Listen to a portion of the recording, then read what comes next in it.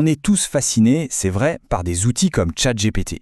Mais ce qu'on sait moins, c'est que, en coulisses, il y a un débat, mais un débat vraiment houleux qui divise les plus grands esprits de l'IA. Et la question qui se pose, c'est et si cette approche qui nous impressionne tant était en fait une impasse? Parce que oui, une autre vision, radicalement différente, est en train d'émerger.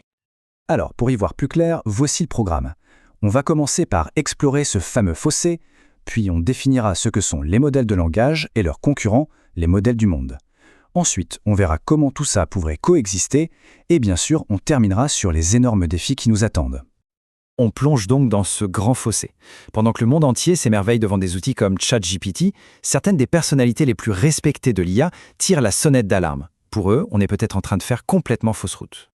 Prenez Yann LeCun. Ce n'est pas n'importe qui, c'est un des parrains de l'IA. Et il n'y va pas de main morte. Pour lui, la technologie au cœur du boom actuel serait une impasse totale.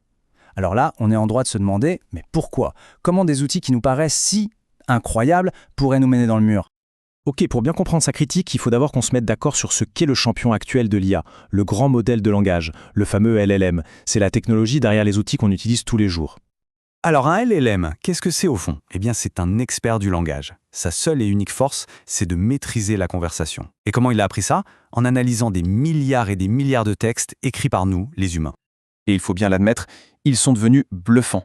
Qu'il s'agisse d'une simple discussion ou d'une aide professionnelle pour rédiger un rapport, ils sont devenus des outils ultra puissants pour tout ce qui touche aux tâches intellectuelles, ce qu'on pourrait appeler le travail de col blanc. Sauf que, pour beaucoup de chercheurs, le but ultime, ce n'est pas juste d'avoir un super assistant. Le Graal, c'est l'intelligence artificielle générale, l'IGA. Et c'est précisément là que le débat s'enflamme. Est-ce que les LLM, même avec leurs prouesses, sont vraiment le bon chemin pour y arriver?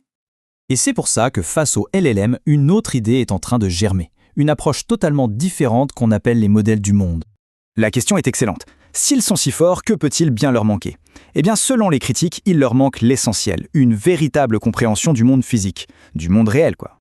La différence, elle est fondamentale et elle est là. Les LLM apprennent à partir de ce que les humains disent. Les modèles du monde, eux, leur but, c'est d'apprendre comment le monde fonctionne, en se basant directement sur les lois de la physique, sur la logique des choses. Et ce qui est vraiment passionnant, c'est que même dans le camp de ces fameux modèles du monde, eh bien, il n'y a pas qu'une seule vision. Il y en a au moins deux, assez distinctes, qui s'affrontent. D'un côté, on a la vision de Fei-Fei Li. Pour elle, l'idée, c'est d'apprendre à l'IA à voir le monde en 3D, pour que des robots puissent s'y déplacer, manipuler des objets. C'est l'IA de l'ici et maintenant.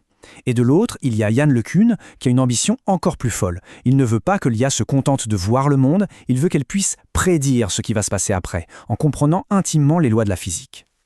L'analogie que LeCun utilise, elle est toute simple, mais elle est très parlante. C'est celle du bébé qui apprend. Quand un bébé touche un objet brûlant, il ne lit pas un texte qui lui explique la thermodynamique. Non, il fait l'expérience brute, physique, d'une loi de cause à effet. C'est cet apprentissage-là, fondamental, basé sur l'expérience directe du monde, que LeCun veut mettre au cœur de ces IA. Alors du coup, faut-il choisir son camp? LLM ou modèle du monde?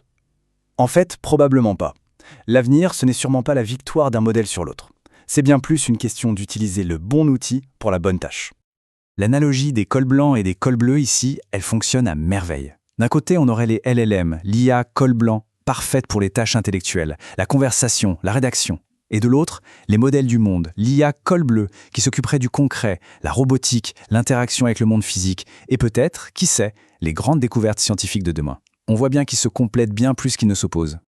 Attention, il faut quand même rester lucide. Cette voie des modèles du monde a l'air super prometteuse, mais elle est semée d'embûches, des obstacles techniques et éthiques qui sont absolument gigantesques. Les défis sont vertigineux. La puissance de calcul nécessaire est juste astronomique, avec un coût en énergie qui pourrait devenir un problème écologique majeur. Et puis, comment un modèle qui ne jure que par la physique pourrait-il un jour comprendre des concepts aussi humains que la poésie ou l'humour? Et bien sûr, il y a le risque ultime, celui de créer une intelligence si complexe qu'on ne la comprendrait plus et donc on ne la maîtriserait plus. Finalement, la question qui résume tout ce débat, elle est assez simple. Est-ce qu'on est en train de se fabriquer un outil formidable ou notre propre remplaçant? Ce débat n'est pas seulement technique, il est profondément philosophique. Il nous oblige à nous demander ce qu'on veut vraiment créer et quelle place on aura nous à côté de nos propres créations. Et ça, c'est une réflexion qui, c'est certain, ne fait que commencer.